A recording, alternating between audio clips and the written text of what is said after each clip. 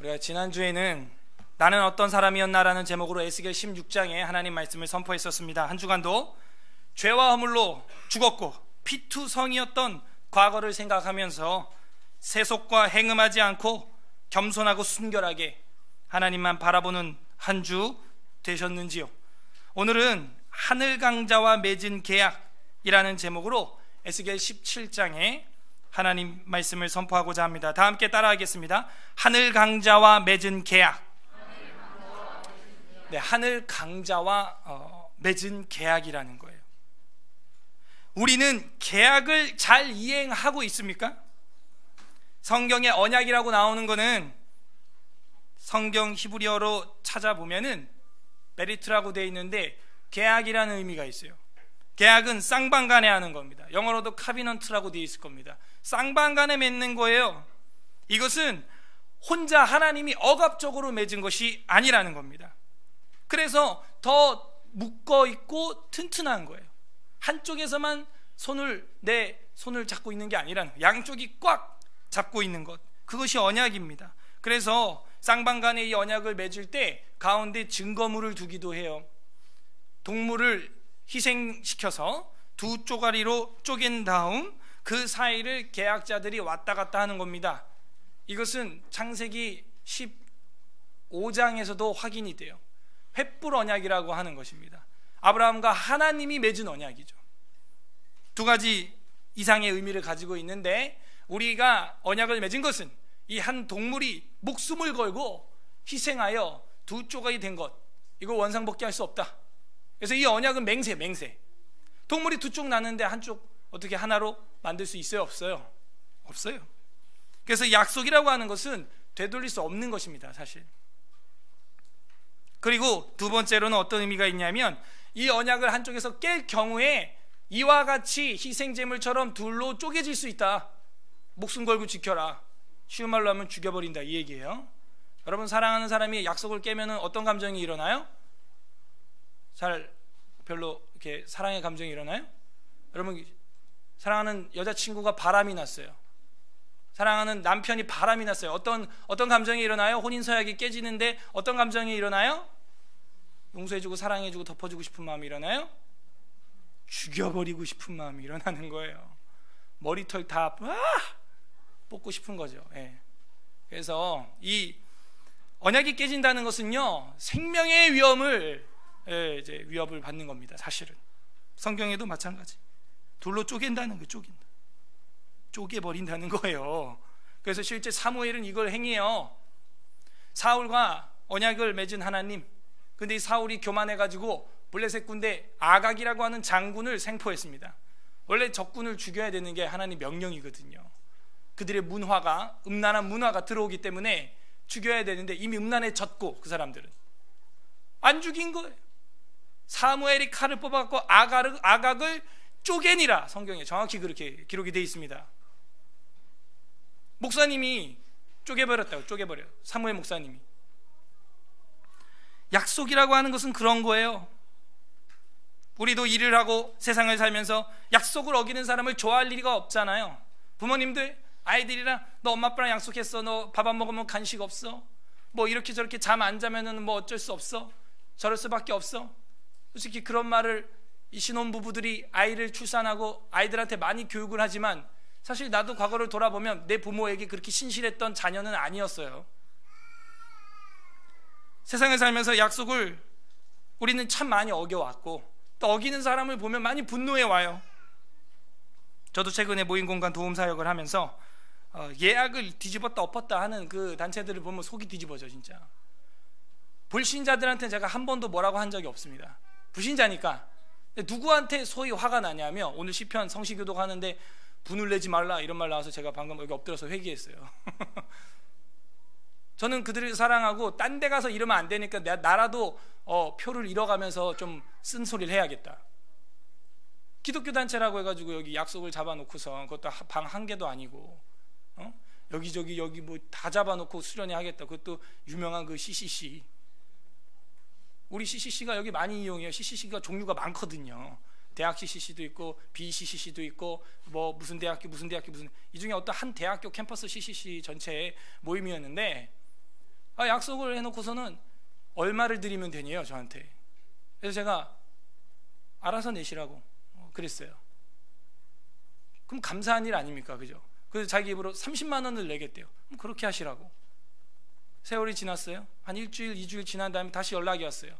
그 30만 원 말고 우리가 헌금으로 내면 안 될까요? 이러는 거예요. 그래서 제가 몇 명 참석하는데요. 막 20, 30명 대학생들이 참석한대요. 1박 2일을 한답니다. 대학생 30명이 1박 2일에서 헌금해가지고 이제 내겠다는 거예요. 근데 저는 오해인데, 사실은 서로 간의 그 커뮤니케이션의 오해인데, 나중에 결과를 보니까 굉장히 기분이 불쾌한 거예요. 내고 싶은 만큼 내세요 했는데 30만 원 내겠다고 약속을 해서 계약을 해서 스케줄러에 제가 스케줄을 약속을 잡았어요. 언약이죠. 이건 언약. 말로 한 거니까 언약이에요. 근데 나중에 와서 헌금 내는 걸로 하겠대요. 여러분, 대학생 애들이 헌금 엄청 많이 하겠죠. 그죠? 그래서 제가 그랬어요. 저희가 뭐냐, 30만 원 내가 내라고 한 것도 아니고 당신들이 낸다고 했다가 나중에 다시 헌금 제도로 바꾸자, 이 저희를 난 정말 불쾌하게 생각한다. 그럼 내가 반대로 그랬어요. 만약에 대학생들이 20, 30명이 와서 여기서 1박 2일 캠프하면서 1,000만 원 헌금하면 우리가 다 가져갑니다. 그거 제가 그랬어요. 그래도 우리 다 줄 거예요? 줄 마음 있어요? 정말? 헌금 제도로? 멈칫멈칫하는 거예요. 속이 훤히 보이는 게 너무 짜증나 진짜. 난 멋있게 대해줬는데 왜 이렇게 더럽게 나오는 거야? 장사해? 갖고 화가 났어요. 제가 순장 보고 나한테 전화하라 그랬어요. 전화가 왔어요. 어리버리해. 순장도 총 디렉터 보고 나한테 전화하라 그래. 전화가 안 와요. 그래서 다시 한 일주일 지났어요. 또 전화했어요. 왜 전화가 안 오냐? 다음 주인데 당장 할 거냐 안 할 거냐? 할 거면 우리도, 나나 간사님이 여기서 하루 자면서 또 고생해야 된다. 그때 뭐라고 한 줄 알아요? 저희 거기 안 하기로 했어요. 그래. 나 들은 적이 없거든. 안 하기로 했어. 거기서 제가 빵 터진 거야. 전체 디렉터 보고 전화하라 그래. 전화 받았어요. 그때 안 하겠다는 거예요. 제가 거기서 한 20분가량 설교를 했습니다. 그야말로 우리 교회 너네 말고 다른 CCC도 많이 온다. 근데 내가 너네 같은 애들 처음 본다. 다른 게 문제가 아니고 여기 불신자도 많이 온다. 근데 불신자들 중에서 이런 식으로 예약을 하고 파기하고 계약한 사람 단 한 건도 없었어. 만약에 여기가 이 네이버에 검색하면 일반 그냥 공간으로 나와요. 그러니까 알고 보니까 교회였던 거지. 다행히. 만약에 여기가 교회가 아니라 일반 모임 렌탈 카페나 세미나 룸이었다면 너네가 CCC인 거 아는 불신자가 무슨 말을 하겠냐, 이 되지 못한 놈들아. 제가 얘기했더니 목사님 흥분을 가라앉히시고. 나 흥분 안 했어. 나 흥분 안 했어. 단지 내가 너에게 권면하려고 내가 오늘 작정한 거야. 나도 서울 전체 CCC 인도를 제가 했었어요. 직장인 CCC, 저희 서울성경신학대학원 대학교에서 2년 동안. 그것도 너네만 CCC 해본 거 아니야. 근데 이건 정말 아닌 것 같다. 다행히 내가 목사였으니까 우리끼리 이루고 마는 거지, 내가 만약에 일반 사장이나 업소 어떤 리더거나 회사원이었으면, 회사들도 렌탈을 많이 하는데, 너네는 전도의 문을 닫은 정도가 아니라 소자를 시험케 한 거, 실족케 한 거야. 이게 이 세상 사람도 이런 식으로 약속 안 깬다. 안 하기로 했어요. 누구랑 안 하기로 했는데. 너네 때문에 취소한 팀도 있어요. 지금 그 금토 요즘 한참 MT철이거든요. 9월 말이. 너네 때문에 취소한 팀도 있어. 근데 취소한 팀은 불신자들이야. 제가 너무 안타까운 거예요. 그러면서 우리 기독교인들의 신실성을, 사회성을 다시 되돌아보게 됐어요. 약속을 얼마나 잘 지키는가. 오늘 본문에서는 수수께끼 비유가 나옵니다. 그것은 독수리 같은 하늘 강자와 맺은 언약, 즉 느부갓네살 바빌론 왕인데요, 애굽의 바로 왕인데요, 두 왕이 나옵니다. 그 언약을 파기한 유다의 최후를 보여주고 있어요. 우리는 사람과의 언약을 잘 지키고 있습니까? 사람과의 언약을 파기해도 유다는 최후를 맞이해요. 근데 그 너머에 보니까 이것은 사람을 사용한 하나님의 언약이었어요. 포로 언약 말이죠. 70년 포로 언약 말이에요. 하나님과의 신구약 약속은 잘 우리가 이행하고 있습니까? 되돌아봐야 돼요. 나의 약속으로 인정하지 않는다면 그 사람들은 하늘 강자와 하나님을 인정하지 않는 거예요. 그와 관계없는 것이죠. 그 CCC가 언약을 파기한 것은 나를 앞으로 안 볼 거란 얘기예요. 그건 나랑 아무런 이해관계가 없기 때문에, 아무런 연관관계가 없을 거라고 예상했기 때문에 자기들 나름대로 파기하고 자기들 나름대로 계약 방식을 변경하고 마음대로 멋대로 하는 거예요. 만약에 저를 계속 볼 사람이라면 그런 식으로 못합니다. 그건 기초 예의 도덕도 안 되는 거예요. 저를 계속 볼 사람이라면. 언약을 깬다는 건 어떤 의미예요? 볼 마음이 없다는 겁니다. 앞으로 유다 백성도 마찬가지예요. 그들이 언약을 깬다는 이유는 그와 내가 무슨 상관이 있냐, 그와 얽매인 것을 풀고 떠나가자. 시편 2편에 나와 있는 말이죠. 그와 맺은 언약을 풀고 떠나가자 하는 거예요. 떠나가자. 이제 이 남편으로부터, 이 아내로부터 풀고 도망가자. 난 너와 상관없어 하는 거죠. 우리가 하나님의 약속을 망각하고 잊어버리고 세속과 약속하고 세상과 마음대로 살아갈 땐 저랑 우리랑 하나님은 관계가 없는 거예요. 사람과 사람도 마찬가지입니다. 저랑 여러분은 이미 심우 목사 청빙을 여러분이 만장일치로 통과를 해줬고, 제가 여기서 담임 목회를 하고 있어요. 한 가지 결혼식을 우리가 앞두고 있습니다. 우리 교회 장로님 한 명이 세워지면 훗날 위임 목사식을 또 해야 돼요. 심우 목사식 말고 위임 목사식이 있습니다. 이 위임 목사식은 사실 무서운 거예요. 우리 장로교 헌법을 제가 오늘도 들고 나왔는데 새가족들이랑 맹세를 좀 하려고. 이 장로교 헌법에 보면은 위임 목사와 심우 목사를 구별하고 있습니다. 심우 목사는 1년 계속 연장되는 거예요. 사실 행정상. 근데 이제 내일부터 있는 총회에서 심우 목사도 이제 영원하게 항존으로, 종신으로 가자, 이제 이런 얘기가 있는데, 아무튼 장로가 한 명 세워지면 조직교회가 되고, 저랑 여러분이 위임 목사식을 이제 가하시면 예하시고 아니면 아니라 해서 예 땅땅땅 두들기면 그게 뭘 말하냐면, 제가 죽어도 서울 에스라교회를 떠나면 안 된다는 거예요. 여기서 죽어야 된다는 얘기입니다. 근데 여러분 아멘 해죠? 그럼 여러분은 최소한 남궁현우 목사가 서울 에스라교회에 살아서 담임을 하고 심우하는 동안에는 여러분도 죽어도 여길 떠나면 안 된다는 거예요. 사실은 기쁘나 슬프나 말이죠. 그게 위임 목사식이에요. 사실은 결혼. 그거를 노회에서 나와서 주례를 해주는 거예요. 노회에 이제 노회장 목사님들이, 어르신들이 와서, 저번에 우리 박규가 목사님 와서 해주셨죠. 그분이 아마 올해 은퇴니까 아마 다른 분이 올 겁니다. 약속이라고 하는 것은 그런 서로 간의 관계성을 이야기하는 거예요.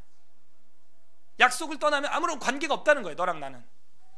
부디 오늘 말씀을 통해서 하나님과 사람과의 언약을 신실하게 이행하는 하나님의 사람 되시는 소망이 있기를, 하나님의 사람이 되는 은혜가 있기를 주님의 이름으로 간절히 소망합니다. 이제 17장 본문을 보겠습니다. 17장 한 3단락으로 나눠볼 수가 있는데 1절부터 10절까지가 독수리 비유가 나오고 있어요. 독수리 수수께끼 비유 뭐 이래도 되고요. 독수리 이야기. 자, 1절 보겠습니다. 여호와의 말씀이 내게 임하여 이르시되, 에스겔 1장부터 계속해서 케루빔 환상과 계시가 엄청나게 나왔었는데, 케루빔의 영광이 떠난 이후에는 하나님은 이제 말씀으로 우리와 소통하신다는 거예요. 말이라는 게 언약이죠. 언약. 말로 한다는 것은 굉장히 중요한 겁니다. 말씀으로 한다는 건 굉장히 고귀한 거예요. 왜냐? 인격적으로 하는 거기 때문에. 여러분도 어떤 친구나 누가 나에게 해코지하면 야 말로 해, 말로. 왜 때려? 이러죠. 그러니까 말로 하라는 얘기는 뭐냐면 인격적으로, 사랑으로, 최고급으로 대하고 있다는 거예요. 말로. 하나님은 우리에게 신약, 구약 말로 하고 있어요. 그 약속의 언약으로, 말씀으로 하고 있다고요. 2절, 인자야 너는 이스라엘 족속에게 수수께끼와 비유를 말하라. 수수께끼와 비유를 굳이 말할 필요 있나요? 그냥 직설법으로 해주면 안 될까요? 왜 수수께끼와 이 비유를 말하냐면은 처음에 궁금하게 만들어 놓는데 목적이 있습니다. 사람이 궁금해지면요, 그 기대치가 올라가고 그 해석을 하고 싶어가지고 더 집중하게 되는 거예요. 그러다 나중에 해석을 해주게 되면 어떻게 돼요? 마음속에 영원히 남게 되는 거죠. 잊어버리지 못해요, 그 수수께끼 이야기. 그리고 수수께끼나 비유에 나왔던 비유 물체들을 볼 때마다 그 본래 원관념이 생각이 나게 돼 있는 교육 효과가 있는 겁니다. 그래서 하나님께서 도저히 말을 안 듣고 교육이 안 되는 이 유다 바벨론 포로 잡혀와 있는 이 장로들과 리더들한테 이런 말을 하는 거예요. 이렇게라도 좀 임팩트 있게 충격적으로 궁금하게 만들어서 나중에 답을 알려주려고 하는 겁니다. 그래서 예수님께서도 신약 성경에 보면은 비유로 말씀을 하셨고, 그 비유가 아니면은 거의 말씀을 안 하셨다는 거예요. 여기서 우리가 하나 이제 성경을 볼 때 관점을 하나 가져야 될 게 뭐냐면, 비유가 나오면은 내가 해석해야 된다는 그런 관점을 버려야 돼. 성경에 비유나 수수께끼가 나오면 그 해석도 성경에 다 나와 있어요, 대체로. 그래서 비유 수수께끼를 가지고 내가 비유를 풀고 해석하는 사람들은 대체로 이단들이에요. 대체로 새로운 진리의 추구, 새로운 진리의 등장은 이단으로 갑니다. 우리 기독교는 2017년 9월 오늘 며칠? 17일 날 만들어진 게 아니에요. 기독교는 한 달 전에 만들어진 것도 아니고 1년 전에, 100년 전에, 500년 전에 만들어진 것도 아니에요. 2000년을 성삼위일체 하나님의 언약으로 그대로 오고 있는 겁니다. 2000년을. 그러므로 새로운 진리의 등장은 없어요. 진리는 하나예요. 그래서 그것을 깨닫게 하기 위하여 하나님께서도, 성자 하나님께서도 이 땅에 오셔서 그렇게 비유로 많이 말씀을 하셨습니다. 새로운 진리의 등장은 이단입니다. 자신의 비유 해석은 이단이에요. 3절, 여호와께서 이같이 말씀하여 이르시되 색깔이 화려하고, 두 번째 날개가 엄청 큽니다. 세 번째 깃이 길어요. 깃털도 길어요. 털이 또 숱도 많아요. 그런 큰 독수리가 레바논에 이르러 백향목 높은 가지를 꺾어버렸다. 이 백향목은 솔로몬 궁전을 이야기하죠. 우리가 열왕기서를 신실하게 공부하셨다면 번뜩 백향목 하면은 솔로몬의 건축 재료, 두로왕 아비프, 두로왕 히람을 통하여 가지고 온 숱한 백향목들, 그걸 기억하면 돼요. 그러니까 이거는 제 해석이 아닙니다. 성경에 나와 있는 거니까. 성경에 나와 있는 걸 저는 가지고 온 것뿐이에요. 열왕기서에 있는 거를. 백향목 높은 가지를 누가 꺾었다고요? 독수리가. 여러분, 조류 중에서, 하늘을 나는, 창공을 나는 조류 중에서 가장 강력한 짐승이 뭘까요? 독수리예요. 엄청 무섭더라고요. 어떤 독수리는요, 힘이 얼마나 센 줄 알아요? 염소 한 마리를 들어 올라가, 그냥 통째로. 그래갖고 그걸 떨어뜨려서 죽인 다음 뜯어 먹어요. 머리도 좋아. 이게 장난 아니에요. 발톱이 제 손가락만 해요. 발톱이. 독수리 발톱 보면 우리 사람을 공격할 때도 그 발로 이제 등이나 가슴을 막 파요. 엄청 무섭습니다. 부리로 눈을 쪼면 눈알이 터져요. 우리가 그냥 그 정도로 무서워요, 독수리가. 큰 독수리, 정말 큰 독수리는요, 육지의 이 짐승들도 이 공격을 잘 못해요. 독수리가 워낙에 쪼는 게 세니까, 핥히고 쪼고 하고 엄청 세요, 독수리 힘이. 그래서 조류 중에, 날아다니는 있는 짐승 중에 최고를 보여주고 있어요. 최고. 공중에 있는 새 중에 최고의 새, 독수리로 지금 비유하고 있습니다. 독수리, 하늘 권세자죠. 여기서 이 큰 독수리 첫 번째 나온 것은, 레바논에 이르러서 백향목 가지를 꺾은 것은 느부갓네살 왕이기 때문에 바빌론이라고 해석을 합니다. 제가 이러고 말면요, 저도 새로운 진리 추구자가 될 수 있어요. 그런데 이따가 보겠지만은 11절 이하에 그게 다 나와 있어요. 그래서 제가 지금 확언하는 겁니다.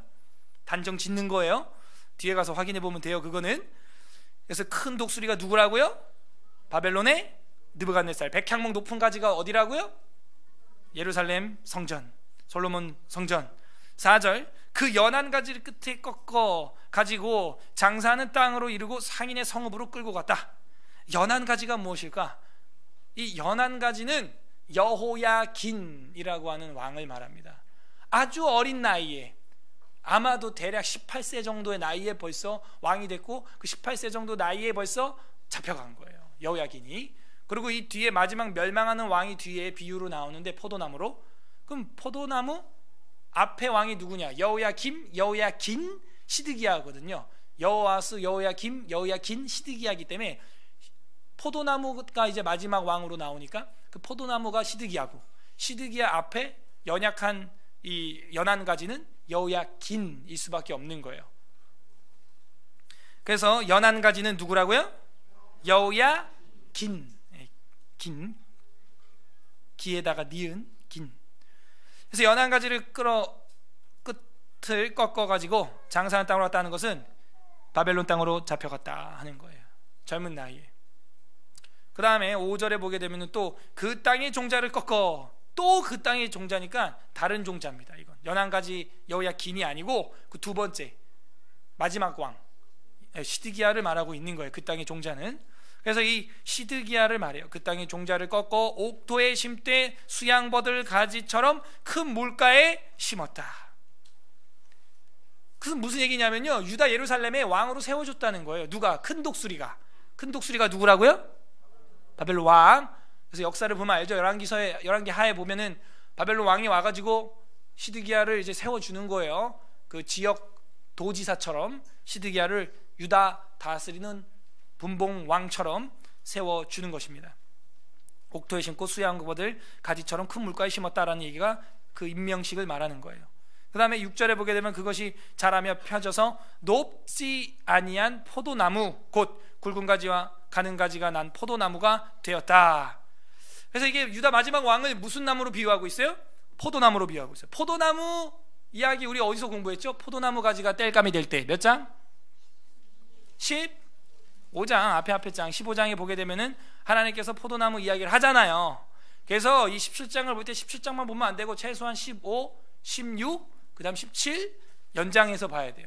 이 장이라고 하는 것은 후대에 나눈 거기 때문에 하나의 스토리로 원래 봐야 되는 것입니다. 포도나무 가지가 땔감이 될 때가 언제라 그랬어요? 예? 세 가지 제가 이야기했죠. 자기의 역할 까먹었을 때. 포도나무의 역할은 뭐예요? 포도 열매를 맺는 거죠. 열매가 없으면 그 나무로 아무런 의자도 장롱도 책상도 아무것도 만들 수 없어요. 포도나무 덩쿨 가지고는. 두 번째, 포도나무 가지가 땔감이 될 때 뭐라 그랬어요? 겸손하지 못할 때, 교만할 때라 그랬어요. 세 번째, 마지막은 15장에서 포도나무 가지가 땔감이 될 때 언제라고요? 예, 주권자, 하늘 주권자를 인정하지 않을 때. 오늘도 그런 신학이 나옵니다. 첫 번째 인간 주권자, 하늘 주권자, 독수리가 나오지만 사실 그 위에 하늘 강자, 최강자는 누구냐? 성삼일체 하나님이다 이러고 나오는 거예요. 다시 17장으로 돌아와서 복습이 굉장히 중요합니다, 여러분. 그래서 16장은 뭐냐면 그 음녀였잖아요. 창녀인데 돈을 받고 음란을 저지르는 게 아니라 도리어 돈을 주고 음란을 저지르는 말도 안 되는 그런 창녀가 나왔다는 거예요. 그게 열매 없는 포도나무 이스라엘이고 그 사람들이 바로 이 큰 독수리로 하여금 지금 지배를 받고 있는 겁니다. 그래서 6절 무슨 얘기냐? 포도나무가 굵은 가지 가는 가지에서 나무를 냈는데 뭐 그렇게 높지는 않다. 포도나무가 뭐 높지는 않죠. 사람 키만 하니까. 그래서 그 유다 마지막 왕 시드기야를 의미하고 있습니다. 6절 끝에 그 뿌리는 독수리 아래 있었다. 가지도 독수리를 향했고 그 뿌리도 독수리 아래 있다. 이 얘기는 그 독수리 통치 아래 있다. 이 얘기를 하고 있습니다. 근데 사실요, 이거 17장이 쉬운 얘기는 아니에요. 제가 지금 해석을 다 해드리니까 맞아 그래 이러지만 혼자 집에서 큐티할 때는요, 이거 알아내려면 여러 가지 주석도 책도 봐야 되고 구약 성경도 봐야 되고 역사서도 봐야 돼. 지금 예언서니까. 그래서 교회가 존재하고 목회자가 존재하는 겁니다. 포도나무는 누구다? 시드기야. 자, 7절. 또 날개가 크고 했으니까 아까 그 독수리 아닙니다. 이건 또 다른 독수리예요. 또 날개가 크고 털이 많은 큰 독수리 하나가 있었어요. 그 포도나무가 근데 어떻게 했냐? 이 독수리에게 물을 받으려고 그 심어진 두둑은 화단을 말하는 거예요. 밭. 두둑에서 그를 향하여 뿌리를 뻗고 가지를 폈다는 거예요. 원래 큰 독수리, 첫 번째 독수리, 색깔이 화려한 독수리한테 안 가고 그냥 날개가 크고 털이 많은 그냥 색깔이 화려하진 않지만 그 독수리, 이거는 누구냐? 이집트를 말하는 거예요. 이집트를 향하여 가거든요. 그래서 이건 어딜 봐야 되냐면 예레미야서를 봐야 됩니다. 예레미야서를 보게 되면은 이집트로 가면 너희가 어떻게 된다? 거기까지 바벨론 화려한 독수리의 칼이 발톱이 임해서 거기서 재판자리 보좌를 펼치고 그 이집트에서 너네를 다 죽일 것이다. 가면 안 된다. 하늘 황후한테 떡을 구우러 과자를 구우러 가겠다 이러니까 가면 안 된다. 그랬는데 예레미야까지 끌고 가죠. 예레미야서에 우리 공부했으니까 나옵니다. 바벨론이 싫다고 누구를 의지하는 거예요? 이집트. 그래서 이 두 번째 나온 큰 독수리는 어느 국가? 이집트, 애굽을 말하고 털이 많은 독수리는 바로 왕을 말하는 겁니다. 파라오, 바로 왕을 말하는 거예요. 그래서 그 두둑에서 떠나갔다는 거예요. 하나님이 예루살렘을 두둑이라고 말하는 거예요. 화단. 여기서 바벨론의 느부갓네살 왕의 통치를 받아라 했는데 아우 난 싫어요. 벗어날래요. 이러는 거예요. 우리도 이럴 때가 있어요. 하나님이 지경을 정해 주셨는데 자꾸 그걸 벗어나서 더 다른 걸 의존하고 더 다른 강대국을 의지하고 더 다른 강한 세력을, 강한 경제력을 지닌 지인을 우리가 의지하고 찾을 때가 있다는 것입니다.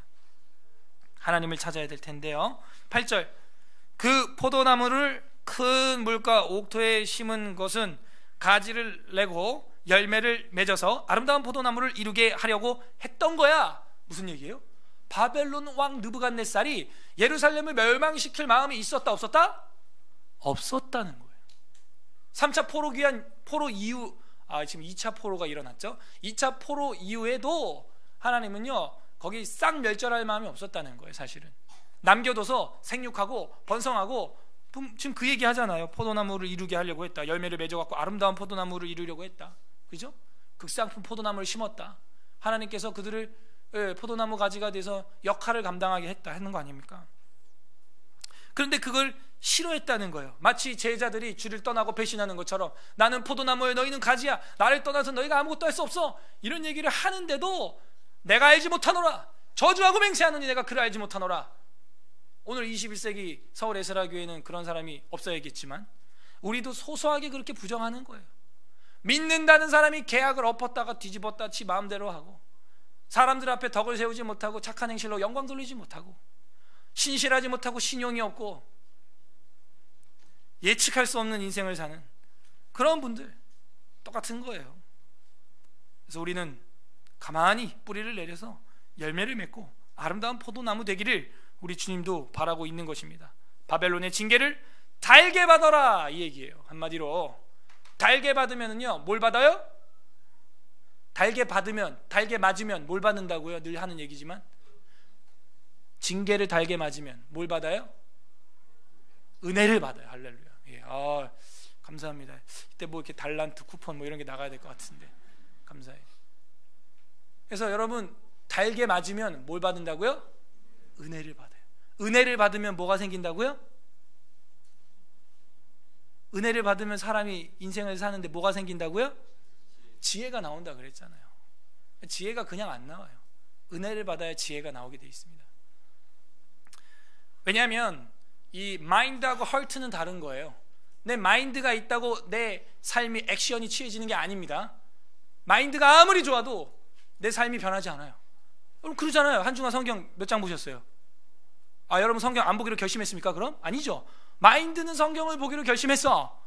기도해야 돼. 성경 전체를 배워서 나도 남궁 목사님처럼 이제 성경 교사가 될 거야. 마인드는 그래. 좋아요. 근데 여러분 삶은 어때요? 라이프는 어때요? 돼요? 안 되죠.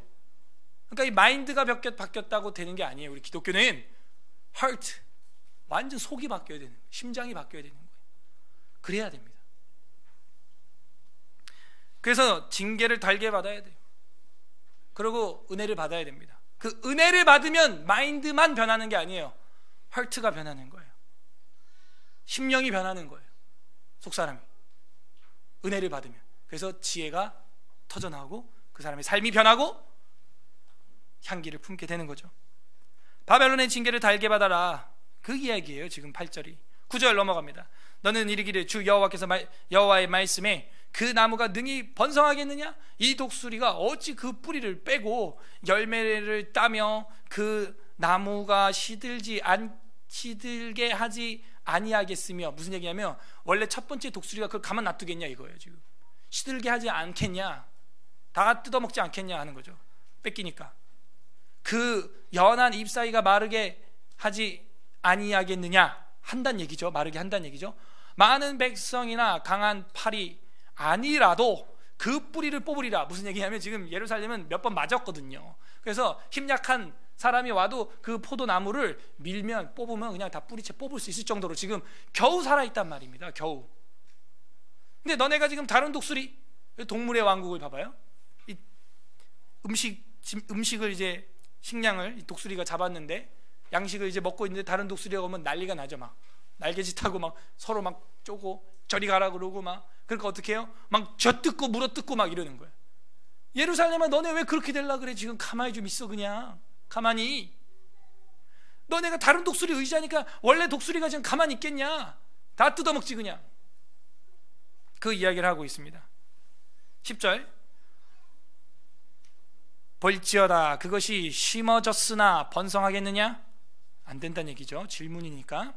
동풍에 부딪힐 때에 아주 마르지 아니하겠느냐? 요즘 같은 가을날 뿌리 뽑힌 나무가 있다면요 바싹 말라버립니다. 죽어요. 그래서 동풍이 불면 말라버리는 거예요. 그 자라던 두둑에서 화단에서 마르리라 하셨다 하라. 이 마르지 아니하겠느냐? 마르리라. 이 마른다라고 하는 말은 야베쉬라고 하는 히브리어인데 이 마른다라는 뜻이 처음에 나오는 건 아니에요. 사실 이게 근본이 부끄럽다, 난처하다, 실망되다 이런 뜻을 갖고 있어요. 부끄럽지 않겠냐? 다 드러나니까 뿌리가 밑이 다 드러나니까 난처하지 않겠냐? 무슨 얘기예요? 유다가 부끄러워하지 않겠냐? 이제 유다가 난처해질 것이다. 이걸 이제 마르지 아니하겠느냐? 마르리라 이렇게 표현한 거예요. 너희가 이제 아주 부끄러운 꼴을 보게 될 거다. 수치를 겪게 될 거다. 실망을 겪게 될 거고 난처해질 것이야. 마를 것이야 이제 너네가. 그 이야기입니다.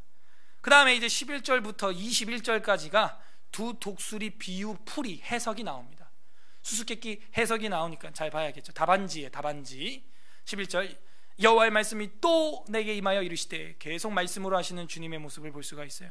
너는 반역하는 족속에게 묻기를 너희가 이 비유를 깨닫지 못하겠느냐 하고 그들에게 말하기를 바벨론 왕이 예루살렘에 이르러 왕과 고관을 사로잡아 바벨론 자기에게로 끌어간다. 그 얘기다. 멍청아. 그 얘기죠 지금. 뭐라고요?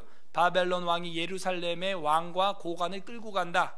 그 얘기다. 그래서 아까 연한가지, 여호야긴, 포도나무, 시드기야 끌고 간다. 큰 독수리가. 13절 그 왕족 중에서 하나를 택하여 언약을 세우고, 그렇죠. 그 왕족 중에서 하나를 택해서 아까 5절에 옥토에 심고 물가에 물을 심고 나무를 심고 그랬잖아요. 그 왕족이 누구냐면 마따니아라고 하는데 이름을 개명해서 시드기야가 된 거죠. 시드기야. 원래 시드기야 이름이 시드기야가 아니었잖아요. 그래서 그 얘기를 하는 거예요 지금. 그 왕족 중에서 택해가지고 언약을 세우고 그에게 맹세하게 하고 또 그 땅에 능한 자들을 옮겨갔다. 능한 자들은 귀족들이죠. 그래서 이 성경을 볼 때 이렇게 건강하게 역사 해석을 할 줄 알아야 돼요. 그래서 역사적 해석. 우리 장로교, 기독교 초대 우리 이제 다음 달이면 다음 달 10월 31일 종교개혁 500년입니다. 500년. 1517년 루터가 종교개혁을 일으키고 이제 1517년이 아니라 2017년이 됐어요 지금. 그때 교파 교단을 초월해서 우리 기독교인들이 로만 카톨릭을 이제 벗어 나올 때 성경 해석학 방식이 있어요. 처음에는 2가지밖에 없었습니다. 근데 이제 존 캘빈 이후에 이제 3가지가 된 건데, 기독교 성경 해석 3가지 3대 요소 뭐라 그랬어요? 문법적 해석, 그죠? 제가 뭐 히브리어 얘기도 하고 헬라어 얘기도 하고 하는데 문법을 잘 해석해야 되는 거예요. 그 다음 2번째 뭐라고요? 역사적 해석. 그 다음에 이제 칼빈이 기독교 강요를 완성하고 Systematic Theology라고 하는 조직신학을 완성한 이후에 생긴 게 3번째 뭐라고요? 신학적 해석이 가능하게 된 거예요. 대학원 입시 문제니까 반드시 기억해두고. 그래서 우리가 성경을 볼 때 이 3가지만 잘 조심해도 내가 오버하지 않는다는 거예요. 성경 해석할 때 2단으로 가지 않는다는 것이죠. 그래서 이런 해석은요, 역사 성경, 성경 역사, 역사서 이제 이런 것들을 활용해서 볼 때 완벽한 해석을 해낼 수가 있습니다. 그래서 13절 그 왕족 중에 하나를 택하여서 언약을 세우고 그에게 맹세하게 하고 또 그 땅에 능한 자들을 옮겨갔다 할 때 여기 맹세라는 단어를 우리는 주의해야 돼요. 맹세한 거예요. 그 독수리하고 약속한 거란 말이에요. 하늘의 강자와 약속을 한 겁니다. 그리고 그 주권은 하나님이 부여한 거예요. 그 권력은, 권세는. 그래서 바울도 모든 권세에 복종하라 그러죠. 로마서 13장 1절. 이번 주 암송 구절이었죠. 요즘 웨스트민스터 암송 구절 잘 외우고 있습니까? 로마서 13장 1절에 나와 있잖아요. 모든 권세자들에게 너희는 복종해라. 하나님이 부여한 거다. 노예들아, 종들아, 주인에게 복종해라. 일을 할 때 죽게 하듯 하라. 예수님께 하듯이 일을 하라. 직장 일을 할 때도 그 얘기. 그래서 그 맹세를 했는데 이 시드기야가 아주 이 맹세를 아주 가볍게 여겼다는 겁니다. 14절에 이는 나라를 낮추어 스스로 서지 못하고 그 언약을 지켜야 능히 서게 하려 하였습니다. 하나님이 그렇게 장치를 해놨다는 거예요. 뭐라고요? 그 나라 예루살렘은 스스로 서지 못하고 그 느부갓네살 왕과의 언약 맹세를 지킬 때만 그 나라가 서게 딱 장치를 해놨다는 거예요. 바벨론과의 언약. 왜 이런 걸 하나님이 했을까요? 훈련을 시키는 거예요. 이 인간들이 하나님과 언약을 못 지키니까 하나님이 답답한 거예요. 내가 안 보이니까 약속을 못 지키는구만. 그럼 보이는 한번 이 하늘 강자와 약속을 맺어봐. 그 당시 바벨론이 최강대국이었기 때문에 그 강자와 약속은 지키겠지. 눈에 보이니까. 그래서 약속 지키는, 언약 지키는 훈련을 시킨 거예요. 훈련. 우리도요, 보이는 사람을 사랑하지 못하고 보이는 사람과 언약을 지키지 않으면서 나 하나님 언약 잘 지키는 언약 백성이라고 거짓말하지 마세요. 거짓말하지 마세요. 돈 10원도 손에 안 보는 언약 하나도 안 지키잖아. 언약 해놓고 그냥 엎어놓고 파기하잖아. 자기 혼자. 하나님의 사람이라고? 과연 그럴까요? 그래서 하나님이 이 믿지도 않는 불신자 국가 벨과 느보를 섬기는 바벨론 왕의 언약을 지키는가 안 지키는가를 지금 시험하고 있는 거예요. 근데 그 언약을라도 지키면 살게 해주려고 했다는 거예요. 지금 뭐 훈련시키는지 알겠죠? 이 유대민족이라는 인간들은 약속이라는 걸 잘 안 지켜왔다는 거예요. 그동안. 그래서 하나님이 연단을 시키는데 끝내 안 지키고 나라의 멸망을 보게 되죠. 그리고 이미 봤고 이제 에스겔 시대에 포로로 잡혀와 있는 것입니다. 이제 포로로 잡혀왔는데 아직 3차 포로가 남아있다는 얘기죠.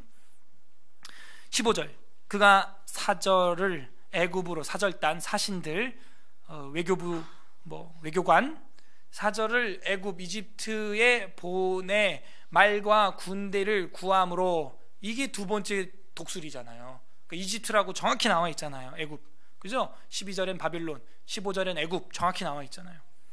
애굽에 보낸 말과 군대를 구함으로 바벨론 왕을 배반하였으니 형통하겠느냐? 이런 일을 행한 자가 피하겠느냐? 피할 수 없다는 얘기죠. 그 다음 밑줄 칠게 나왔죠. 언약을 배반하고야 피하겠느냐? 근데 이건 사실 14절에 밑줄 쳐야 돼요. 그 언약을 지켜야 능히 서게 하려 하였음이거늘. 이게 하나님의 방식이에요. 한 가정과 국가와 한 개인을 하나님이 보호하시는 방법이에요. 그 언약을 지켜야 능히 서게 한다. 언약을 배반하고야 피하겠느냐? 언약이라는 이야기가 이제 이 뒤부터 계속해서 다량으로 등장하게 됩니다. 그러므로 이 17장의 핵심은 사실 11절부터 21절이에요. 독수리 이야기가 무슨 얘기하고 싶었는지 본심이 여기 나오기 때문에 독수리 얘기 암만 해봐야 독수리가 그 억압했는데 어쨌다는 얘기예요. 그 독수리로 뭘 하려는 거냐면 언약 훈련, 약속 지키기 훈련, 그걸 하나님이 하고 싶었던 것이죠. 16절 주 여호와의 말씀이니라 내가 나의 삶을 두고 맹세하노니. 맹세 또 나왔어요. 맹세, 언약 이런 단어 이제 다 체크하면 되는 거예요. 바벨론 왕이 그를 왕으로 세웠거늘 그가 맹세를 저버리고 언약을 배반하였은즉 그 왕이 거주하는 곳 바벨론에서 왕과 함께 있다가 죽을 것이라. 바벨론에 잡혀가서 거기서 죽을 거란 얘기예요. 17절 대적이 토성을 쌓고 사다리를 세우고 많은 사람을 멸절하려 할 때 바로가 그 큰 군대와 많은 무리로도 그 전쟁에 그를 도와줘요? 못 도와줘요? 이집트가 못 도와준다는 얘기예요. 지금 두 번째 독수리가 못 도와줘요. 첫 번째 화려한 독수리가 너무 세서.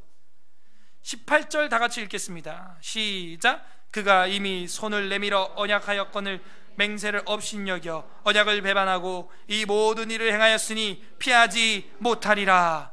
18절이 굉장히 중요하겠죠. 이미 손을 내밀어서 언약을 했는데 맹세를 업신여기고 언약을 배반하고 그래서 피하지 못할 거다. 사람과의 약속도 안 지키는 너희들 내가 다 봤다 이 얘기죠. 하나님이랑 약속은 진짜 깼고 너무 많이 깼고.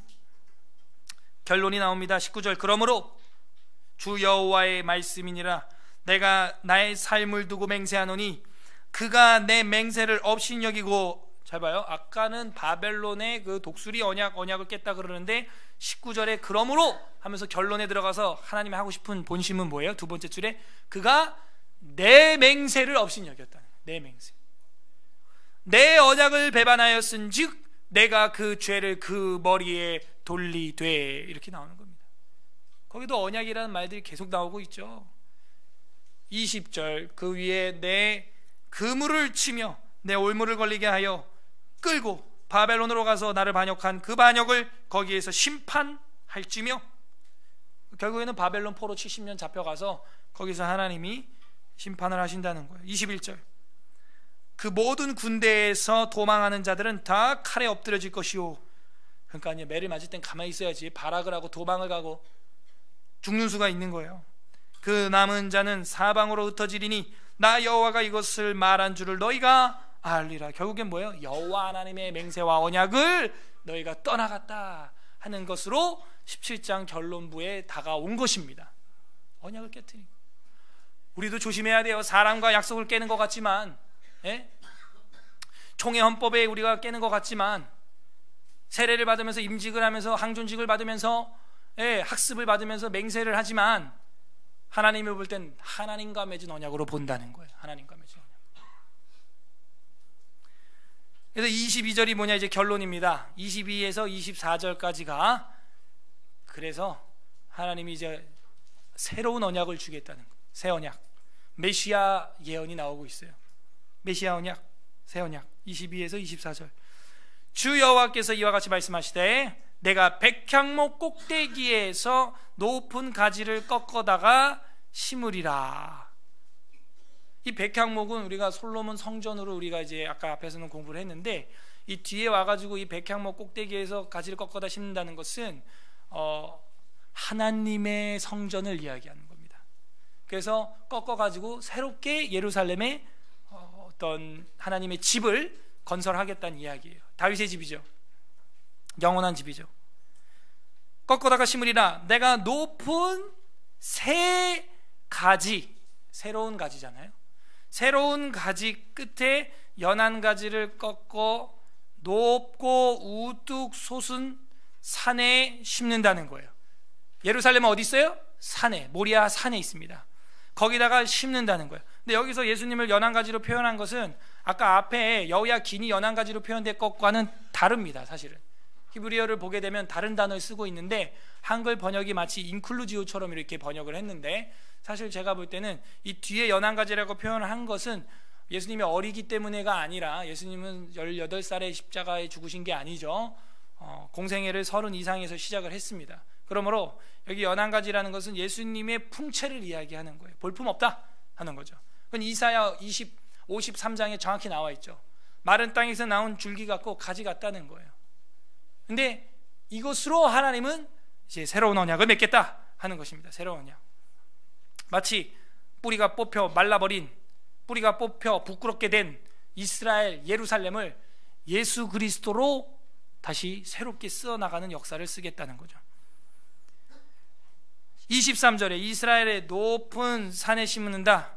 그건 이제 예루살렘 성이에요. 그 가지가 무성하고 열매를 맺어서 아름다운 백향목이 됩니다. 할렐루야. 좋은 일이죠. 돼요. 아까 건 안 됐어요. 시드기야는 그렇게 못했어요. 근데 여기서는 되는 거예요. 무성해지고 열매를 맺고 아름다운 백향목이 될 것이요 각종 새가 그 아래에 깃들이며 그 가지 그늘에 살리라. 성공적인 백향목이죠. 성공적인 회복이죠. 마지막 24절 다 함께 읽겠습니다. 24절 시작. 들의 모든 나무가 나 여호와는 높은 나무를 낮추고 낮은 나무를 높이며 푸른 나무를 말리고 마른 나무를 무성하게 하는 줄 알리라. 나 여호와는 말하고 이루니라 하라. 이걸 누가 이룬다? 하나님이. 아무리 풍성하고 무성한 시드기야, 너희 내가 말릴 수 있어. 너희가 언약과 맹세를 지키지 않으니까. 하지만 예수님, 사람들이 볼 땐 볼품없고 나사렛에서 무슨 선한 것이 나겠느냐, 그런 말 할지 모르지만 하나님이기 때문에, 하나님의 독생자이기 때문에 내가 무성하고 열매 맺고 아름다운 백향목으로 내가 만들 수 있어. 그래서 하나님은 부한 자를 가난하게 하고 가난한 자도 부하게 하고 강한 자를 약하게 하고 약한 자도 강하게 할 수 있는 그런 하나님임을 그 모든 새들이 알게 된다는 거예요. 자, 그러면 여기 보면은 그 나무에 많은 새들, 각종 새들이 머무르고 모든 새들이 그걸 배운다고 했는데, 그러면 가장 큰 새는 누구예요? 하나님인 거예요. 하나님. 바벨론 왕 느부갓네살보다 더 큰 독수리, 하늘 최강자, 그분은 바로 성삼위일체 하나님이라는 거예요. 하나님. 그래서 우리는 푸른 하늘만 봐도 감탄하는 것 같아요. 오늘처럼 푸른 하늘만, 높은 하늘만 봐도 그냥 경의를 느끼는 거예요. 최강자를 보기 때문에. 그래봐야 하늘은 하나님의 발등상이요. 하나님의 발만 봐도 우리는 감탄하는 거예요. 발등상인데. 정리하겠습니다. 오늘 하나님은 독수리 수수께끼 비유를 알려주셨습니다. 그것은 맹세와 언약으로 역사하는 하나님임을 우리에게 보여주고 있고, 그 맹세와 언약을 누구와 맺었다? 이 땅의 지도자들과 맺은 것도 있겠지만 이 우주 만물을 지도하시는 하늘 최강자 하나님과 맺은 언약, 하나님과 맺은 계약을 이행하라는 거예요. 그 훈련을 위하여 하나님은 첫 번째, 사람들, 특히 불신자 왕을 통해서도, 불신자 국가를 통해서도 그 약속을 잘 지키나 안 지키나 훈련하셨습니다. 두 번째로는 하나님의 말씀을 통하여서 이제는 하나님의 맹세를 통해서 이스라엘 백성과 우리와 하나님은 언약을 하기를 원하신다고 말씀하셨어요. 마지막으로는 이제는 뭐예요? 그 언약을 메시아, 영원한 나라, 새 언약을 세우는 독생자 예수 그리스도를 통하여 세워서 많은 사람들이 다 그 나무에 깃들게 만든다는 겁니다. 그리고 약한 자를 강하게, 강한 자도 약하게 할 수 있는 여호와 하나님이심을 온 세상이 알게 된다는 거예요. 그래서 이 불신 단체들은 기독교 교회를 무너뜨리기 위해서 혈안이 되어 있는 겁니다. 교회를 무너뜨리면은 모든 건전한 사상과 도덕과 윤리와 질서를 파괴할 수 있기 때문에. 그래서 이제 어제도 우리 청년들이랑 제가 몇 명이나 얘기를 했지만 동성연애라든지 이런 사이코 같은 법들, 이런 것들이 정해지는 이유는 결국에는 궁극적으로는 교회 파괴에 있는 거예요. 교회 파괴. 교회를 파괴해야 인간들의 이데올로기를 주입할 수가 있거든요. 그래서 그런 룰, 도덕, 권위 이런 걸 다 파괴하는 거예요. 평등이라는 미명하에 평등 해고 다 질서도 없이 다 파괴시키는 겁니다. 그래서 집에 아빠와 아빠가 있는 거예요. 아빠와 엄마가 아니라. 이런 세상을 추구해 나가는 것입니다. 그래서 우리가 이제는 영원한 하나님의 언약, 하나님의 약속을 굳게 붙잡아야 돼요. 이걸 놓으면 안 됩니다. 그러면 우리는 악한 영들에게 지는 거예요. 이 언약을 풀고 떠나가자, 그러면 안 돼요. 교통 법칙을 풀고 떠나가자 하는 순간 사고 나는 거예요. 노란 선을 넘어가자 하는 순간 죽는 거예요. 그냥 죽는 거예요. 그게 우리를 억압하는 겁니까? 아니거든요. 우리를 지켜주는 거거든요. 관련 구절 우리가 좀 몇 개 보겠는데 좀 많은데요. 창세기부터 한번 좀 쭉 찾아볼 텐데, 하나님은 어떤 분이시냐? 언약으로 역사하시는 하나님인데 아브라함 때부터 그랬다는 거예요. 창세기 15장 18절. 창세기 15장 18절. 우리는 자막 서비스를 안 합니다. 열심히 성경을 손에 익히게, 성경을 넘기게 훈련하는 거예요. 그러면은 이제 성경 찾는데 더 빨라지는 겁니다. 15장 18절 다 함께 읽겠습니다. 시작. 그날에 여호와께서 아브라함과 더불어 언약을 세워 이르시되 내가 이 땅을 애굽 강에서부터 큰 강 유브라데까지 내 자손에게 주리라라고 지금 언약을 했어요. 언약을 했고 이 언약이 횃불 언약이에요. 10절 봐요. 위에 10절 다 같이 읽어봐요. 10절 시작. 아브라함이 그 모든 것을 가져다가 그 중간을 쪼개고 그 쪼갠 것을 마주대하여 놓은 그 새는 쪼개지 아니했다. 쪼갰다는 거예요. 쪼갰다. 피의 언약을 하나님과 지금 맺은 거예요. 근데 이거 하나님 어떻게 해요? 지키세요. 신실하게 지키세요. 그래서 어떻게 됐어요? 이스라엘이 그 약속대로 애굽 강에서부터 유브라데까지 통치하게 되었는데, 그때가 누구 왕 때예요? 솔로몬, 다윗과 솔로몬 왕 때 그것이 이행되었다는 겁니다. 열왕기상 4장 21절 보겠습니다. 열왕기상 4장 21절에 그 성취가 나와요. 4장 21절 517 구약성경 517 517 페이지. 열왕기상 4장 21절 다 함께 읽겠습니다. 열왕기상 4장 21절 시작. 솔로몬이 그 강에서부터 블레셋 사람의 땅에 이르기까지와 애굽 지경에 미치기까지 모든 나라를 다스림으로 솔로몬이 사는 동안에 그 나라들이 조공을 바쳐 섬겼다. 수백 년이 지났지만 신실하게 약속을 지키는 거예요. 하나님. 우리는 수백 년이 아니에요. 그냥 뭐 한두 주 만에 한 것도 그냥 뒤집어 엎어버려, 깨버리고. 그래서 이 인간들이 이렇게 노래를 많이 했던 것 같아요. 그 억압에서 벗어나자고. 시편 2편 2절 3절 보겠습니다. 시편 2편 2절 3절. 시편으로 가겠습니다. 뒤로 계속 가면 돼요. 시편 2편 2절 3절 805페이지 805페이지 시편 2편 2절 3절 시작. 세상의 궁원한들이 나서며 관원들이 서로 꾀하여 여호와와 그의 기름 부음 받은 자를 대적하며 우리가 그들의 맨 것을 끊고 그의 결박을 벗어버리자 하는도다. 왕들과 맺은 언약, 느부갓네살 왕에게 맺은 걸 벗어버리자 한다는 거예요. 그리고 이런 시가 나온, 이 시가서는 그 바벨론 이후에 컬렉션 된 거거든요. 모아진 거거든요. 그래서 우리가 가지고 있는 시편이 2편에 그 나오잖아요. 어찌에 이방 나라 그들이 분노의 민족들이 허사꾸며 세상 군왕들 그 관원들이 여호와 기름 받은 자 대적해 그들의 맨 것 그 결박을 끊고 우리가 벗자 말들 하도다. 말하면 어떻게 되는 줄 알아요? 주께서 저를 비웃으심이여 하늘 계신 자 웃으리로다. 비웃는단 말이야. 하나님, 야 네가 그거 끊고 바다 끝에 거해도 내가 거기서도 널 볼 줄 안다. 응? 저 수평선 지평선 끝에 달려간다 해도 내가 널 볼 줄 알아. 하나님의 무소 부재하심을 잊어버린 거예요. 그래서 이 시편의 말씀을 보면서 우리도 이런 특징을 가지고 있다는 거야. 아이 신약 구약 성경, 아 이거 맹세했던 거, 세례받을 때 직분 받을 때 했던 거 그냥 오늘만큼은 끊고 쉬어 그냥 이런다는 거예요. 주께서 비웃으십니다. 잠언 2장 17절에 이런 말씀이 있어요. 뭐 찾을 수 있는 분은 찾아보세요. 2장 17절에 그는 젊은 시절에 짝을 버리며 그의 하나님의 언약을 잊어버린지라. 그러니까 결혼한 와이프를 버려버리고 하나님의 언약도 잊어버렸다는 거예요. 결혼식 할 때 우리가 또 평생에 한 3번 하는 맹세 중에 하나, 결혼식 맹세죠. 슬프나 힘드나 병드나 함께 하겠느뇨? 네. 근데 깨버려요. 예레미야 11장 10절로 가겠습니다. 이 백성들, 인간들이 하나님의 언약을 얼마나 잘 깨냐. 예레미야 11장 10절 램 11장 10절 예레미야 11장 10절 보겠습니다. 구약 1069 1069페이지 1069페이지 예레미야 11장 10절 다 함께 읽습니다. 시작.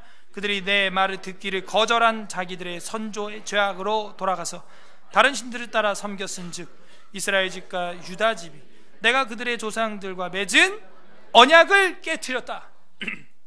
자, 우리가 보고 있는 성경 에스겔 16장도 한번 볼까요? 오늘은 17장이지만 16장 59절 에스겔 16장 59절 가보세요. 에스겔 16장 59절 다 함께 읽어보겠습니다. 지난주 설교 본문이었거든요.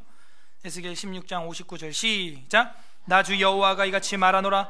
네가 맹세를 멸시하여 언약을 배반하였은즉 내가 내 행한 대로 내게 행하리라. 맹세 언약을 배반했다는 거. 배반.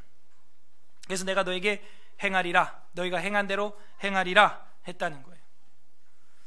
그러고 나서 말라기에 가면요 2장 8절에 이런 말이 나오죠. 구약의 결론입니다. 우리가 지금 성경을 굉장히 통전적으로 보고 있는데 말라기 2장 8절 구약 마지막 책 1328페이지 1328 말라기 2장 8절 다 함께 읽겠습니다. 시작. 너희는 옳은 길에서 떠나 많은 사람을 율법에 거스르게 하는도다. 남한군의 여호와가 이르노니 너희가 레위의 언약을 깨트렸느니라. 혼인서약 어겼잖아 하는 거예요.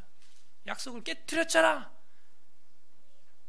여러분 교통법규 어긴 것도 사람 피눈물 나게 하는 걸 봤어요. 이번 주에 저희 집사람하고 동영상 하나 공유했는데 애가 횡단보도를 건너가는데 미숙한 여자 운전자가 쳐버렸는데 너무 세게 친 거야. 무슨 고속도로 달리는 것처럼 횡단보도를 달렸어. 그리고 애가 온몸이 다 부러지고 뼈가 머리가 깨진 거예요. 그래서 피가 뇌에서 흘러서 코로 흘러나오는 중이었어요.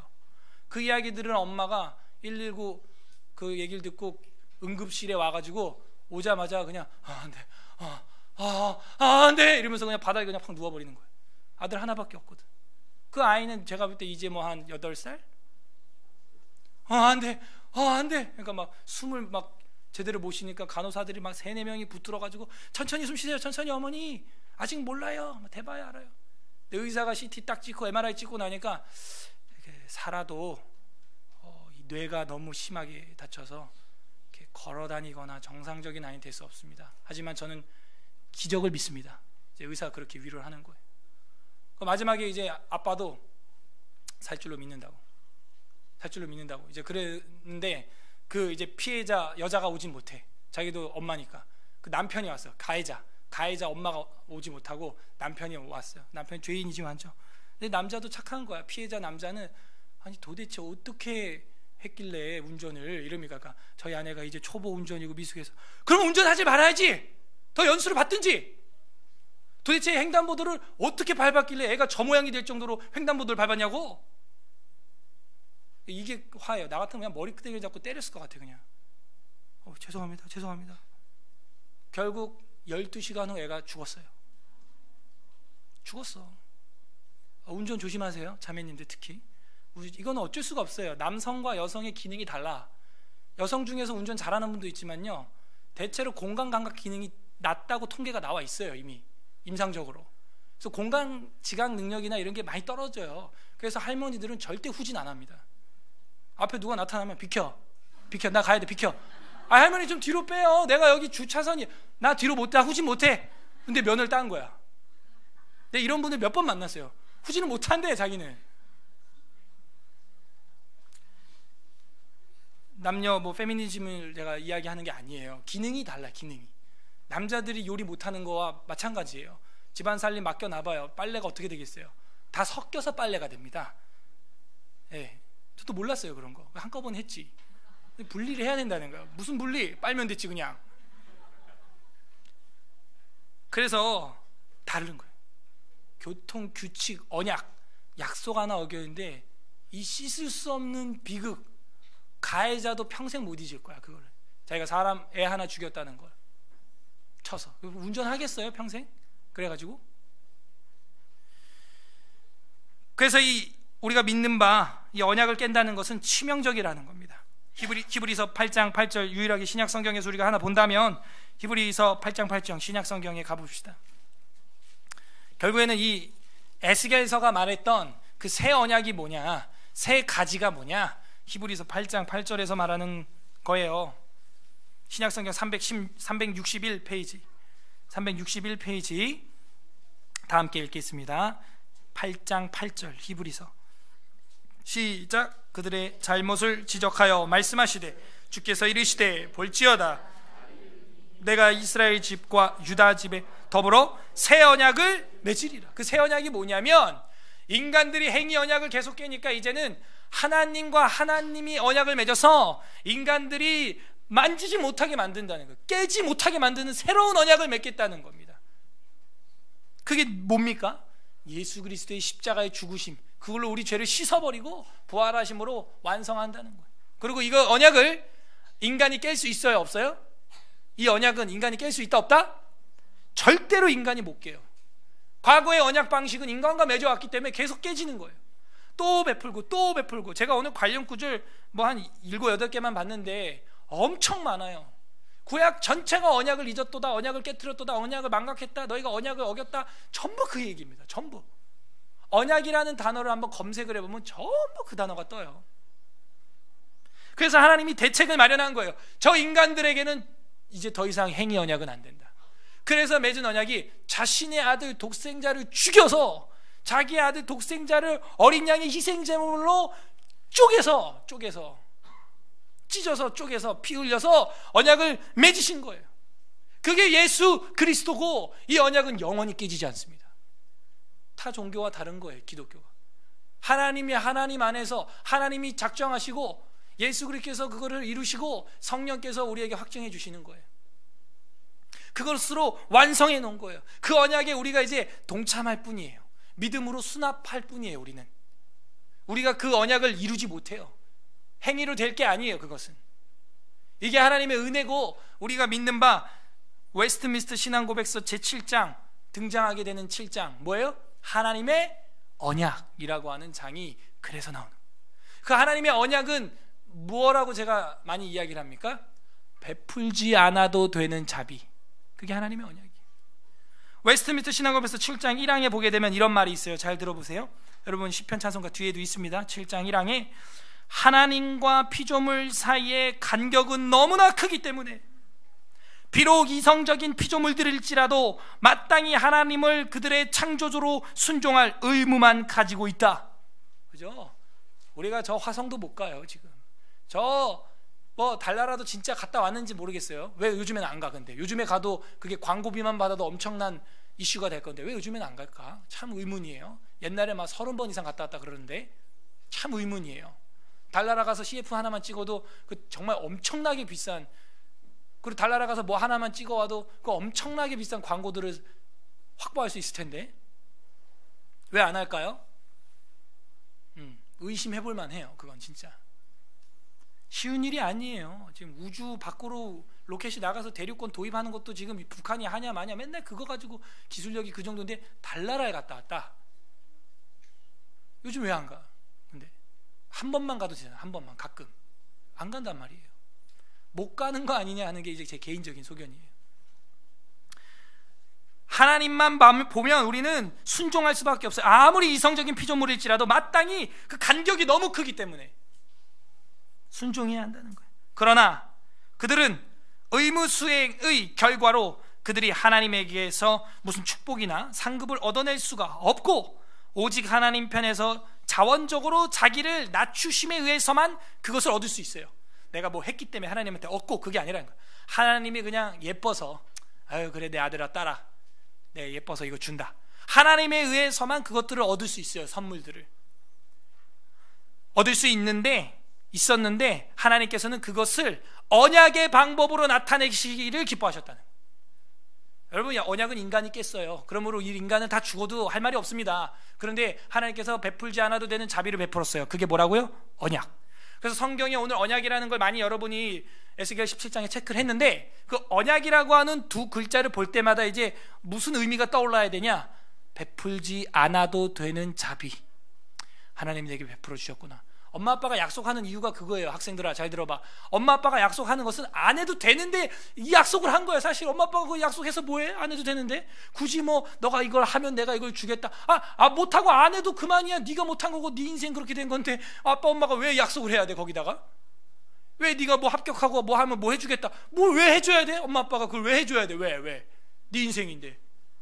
됐으면 네가 잘 된 거고 안 됐으면 네 탓이지. 왜 엄마 아빠가 거기다 약속과 이런 걸 거냐고요? 베풀지 않아도 되는 자비인 거예요. 우리 자녀들아, 자비예요. 자비. 베풀지 않아도 되는 자비예요. 자비. 이 인간이 타락함으로 말미암아 행위 언약으로는 생명을 얻을 수 없게 됐습니다. 그래서 이제는 예수 그리스도를 통하여 삼위일체 하나님의 언약을, 복음의 언약을 맺었어요. 이거는 이제 행위 언약이 아니라 무슨 언약이라고 한다고요? 은혜 언약. 지난주에 한번 다뤘는데 기억해 줘서 감사합니다. 따라하세요. 은혜 언약. 그러니까 우리가 이제 믿는 언약이 무엇이냐라고 물으면 여러분이 이제 대소요리 문답 신조에서 우리는 이제 은혜 언약 아래에 있습니다. 이렇게 얘기하면 되는 거예요.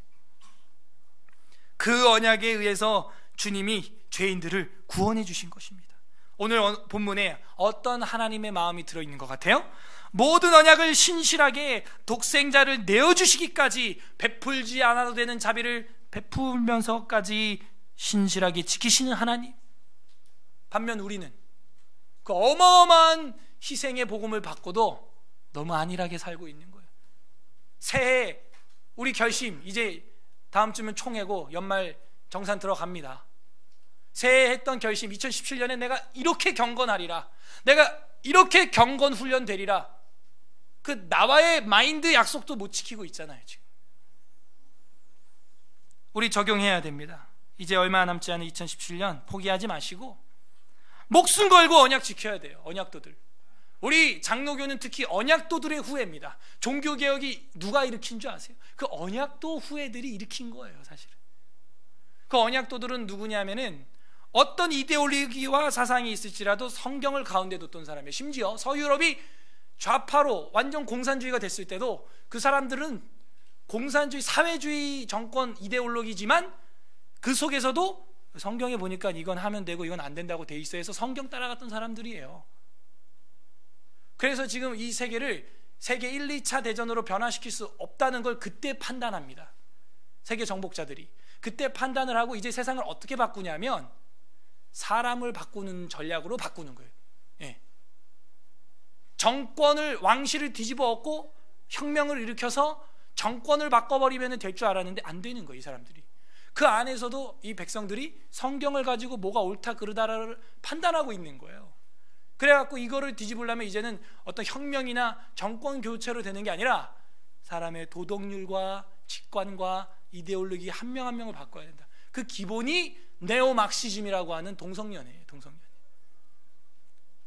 새로운 마르크스주의라고 하는 게 이 동성연애입니다. 그래서 개념을 깨는 거예요.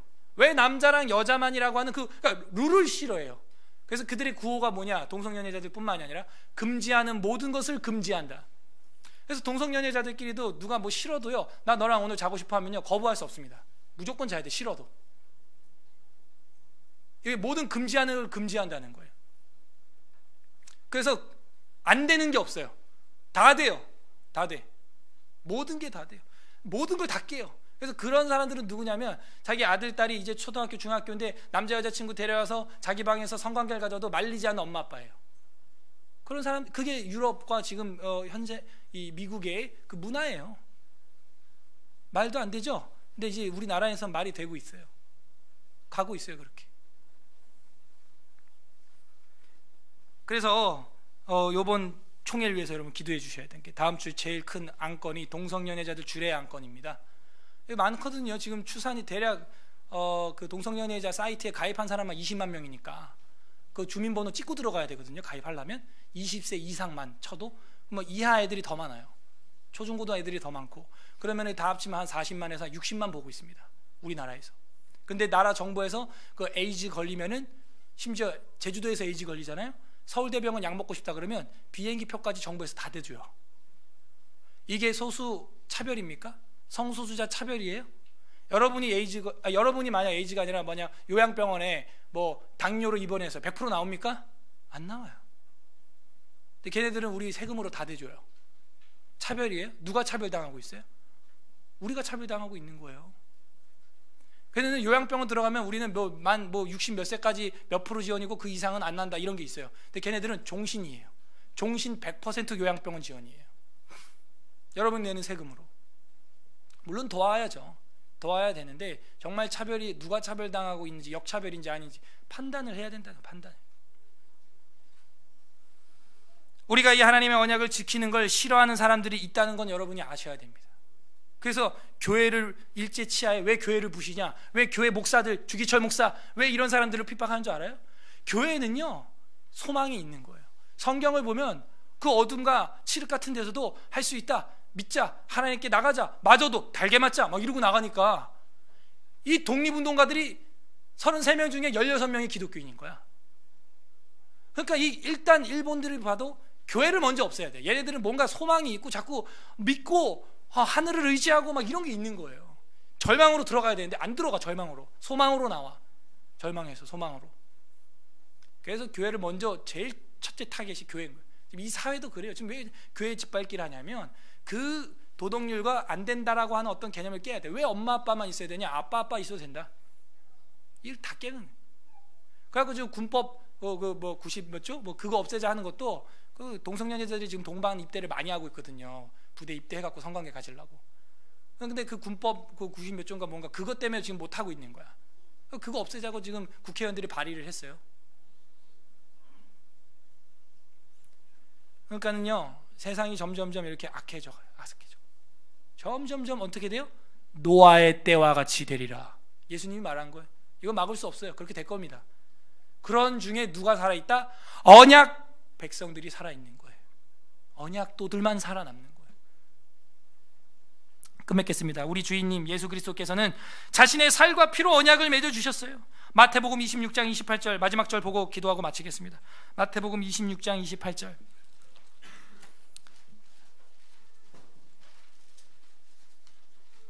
마태복음 26장 28절 다 같이 읽겠습니다. 46페이지 신약성경 46페이지 마태복음 26장 28절 시작. 이것은 죄사함을 얻게 하려고 많은 사람을 흘려봐 나의 피 곧 언약의 피니라. 이게 새 언약인 거예요. 성자 하나님께서 피를 흘리시는 겁니다. 친히. 그리고 하나님 아버지께서 부활하게 해주시고 성령께서 그걸 인쳐주시는 거예요. 그래서 예수님이 세례받을 때도 하늘에서 하나님 아버지의 음성이 들리고 성령 하나님이 비둘기처럼 내려오시고 성자 하나님이 세례를 받으면서 공생애를 시작하는 거예요. 이거는 누가 명해서 한 게 아니에요. 이제는 행위 언약으로 안 되는 걸 알아요. 인간과의 언약이 아니에요. 하나님이 완성해 둔 거룩한 자비의 언약인 거예요. 은혜의 언약인 거예요. 우리 주님께서는 자신의 살과 피로 그 언약을 우리에게 맺어 주셨어요. 부디 우리를 위해서 목숨 걸고 자신의 아들을 죽이시며 자신의 살과 피를 주셨던 예수 그리스도의 십자가의 그 언약을 기억해서 그 언약하신 성삼위일체 하나님 앞에서 우리도 공유적 속성을 발휘하자고요. 하나님이 이 언약을 지키는 것처럼 우리도 좀 지키자고요. 그래서 하나님과 좀 공유를 하자고요. 공감대를 갖자고요. 하나님은 지키시고 우리 늘 어기는 비공유적 속성으로 이 언약을 가져가지 마시고 이 언약을 우리도 한 번쯤은 아니 또 죽을 때까지 계속 지켜서 하나님과 공유적 속성으로 좀 실현하는 저랑 여러분이 되기를 주님의 이름으로 간절히 소망합니다. 우리는 계약을 잘 지키고 있습니까? 이 시간에는 우리 하나님의 말씀을 좀 읽어보고 기도를 하겠는데요. 에스겔 17장 펼치시고요. 지금 오늘 설교 다 들었어요. 그걸 총동원해서 여러분이 온 마음과 뜻과 힘을 다해서 17장을 이제 정리를 해 보시기를 바랍니다.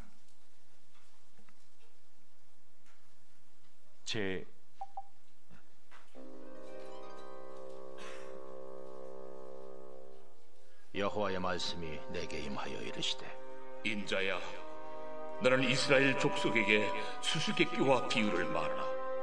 여호와께서 이같이 말씀하여 이르시되 색깔이 화려하고 날개가 크고 깃이 길고 털이 숱한 큰 독수리가 레바논에 이르러 백향목 높은 가지를 꺾되 그 연한 가지 끝을 꺾어가지고 장사하는 땅에 이르러 상인의 성읍에 두고 또 그 땅의 종자를 꺾고 옥토에 심되 수양모들 가지처럼 큰 물가에 심더니 그것이 자라며 퍼져서 높지 아니한 포도나무 곧 붉은 가지와 가는 가지가 난 포도나무가 되어 그 가지는 독수리를 향하였고 그 뿌리는 독수리 아래에 있었더라. 또 날개가 크고 털이 많은 큰 독수리 하나가 있었는데 그 포도나무가 이 독수리에게 물을 받으려고 그 심어진 두둑에서 그를 향하여 뿌리가 뻗고 가지가 퍼졌도다. 그 포도나무를 큰 물가 옥토에 심은 것은 가지를 내고 열매를 맺어서 아름다운 포도나무를 이루게 하려 하였습니다. 너는 이르기를 주 여호와의 말씀에 그 나무가 능히 번성하겠느냐? 이 독수리가 어찌 그 뿌리를 빼고 열매를 따며 그 나무가 시들게 하지 아니하겠으며 그 연한 잎사귀가 마르게 하지 아니하겠느냐? 많은 백성이나 강한 팔이 아니라도 그 뿌리를 뽑으리라. 볼지어다 그것이 심어졌으나 번성하겠느냐? 동풍에 부딪힐 때에 아주 마르지 아니하겠느냐? 그 자라던 두둑에서 마르리라 하셨다 하라. 여호와의 말씀이 또 내게 임하여 이르시되 너는 반역하는 족속에게 묻기를 너희가 이 비유를 깨닫지 못하겠느냐 하고 그들에게 말하기를 바벨론 왕이 예루살렘에 이르러 왕과 고관을 사로잡아 바벨론 자기에게로 끌어가고 그 왕족 중에서 하나를 택하여 언약을 세우고 그에게 맹세하게 하고 또 그 땅에 능한 자들을 옮겨갔나니 이는 나라를 낮추어 스스로 서지 못하고 그 언약을 지켜야 능히 서게 하려 하였음이거늘 그가 사절을 애굽에 보내 말과 군대를 구함으로 바벨론 왕을 배반하였으니 형통하겠느냐? 이런 일을 행한 자가 피하겠느냐? 언약을 배반하고야 피하겠느냐? 주 여호와의 말씀이니라. 내가 나의 삶을 두고 맹세하노니 바벨론 왕이 그를 왕으로 세웠거늘 그가 맹세를 저버리고 언약을 배반하였은즉 그 왕이 거주하는 곳 바벨론에서 왕과 함께 있다가 죽을 것이라. 대적이 토성을 쌓고 사다리를 세우고 많은 사람을 멸절하려 할 때에 바로가 그 큰 군대와 많은 무리로도 그 전쟁에 그를 도와주지 못하리라. 그가 이미 손을 내밀어 언약하였거늘 맹세를 업신여겨 언약을 배반하고 이 모든 일을 행하였으니 피하지 못하리라. 그러므로 주 여호와의 말씀이니라.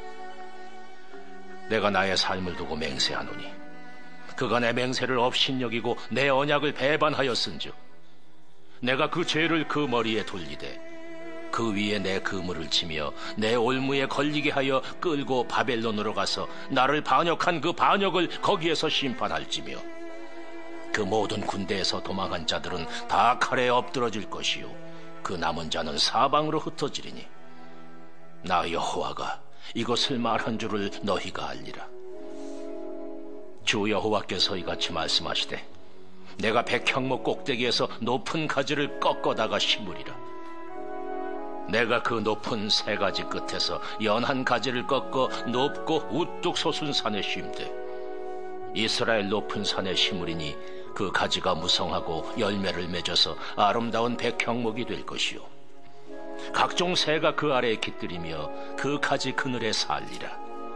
들의 모든 나무가 나 여호와는 높은 나무를 낮추고 낮은 나무를 높이며 푸른 나무를 말리고 마른 나무를 무성하게 하는 줄 알리라. 나 여호와는 말하고 이루느니라 하라. 아멘.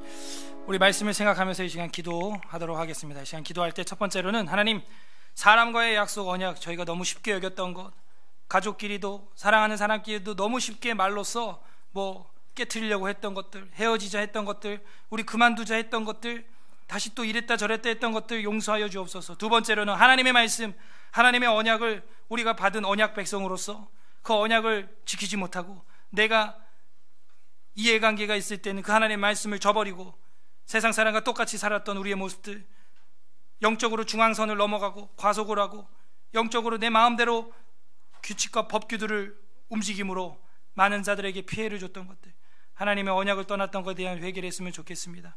그리고 두 번째로는 메시아의 언약을, 새 언약을 주신 것 감사합니다.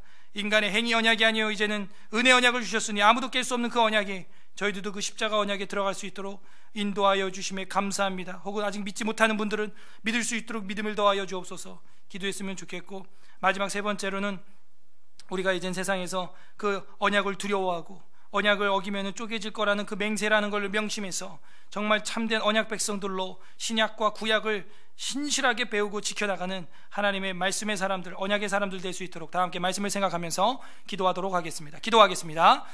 하나님 감사드립니다. 우리들이 사람들과의 언약을 너무나 쉽게 깨트리고 하나님과의 언약을 너무나 쉽게 잊어버리고 약속을 너무나 쉽게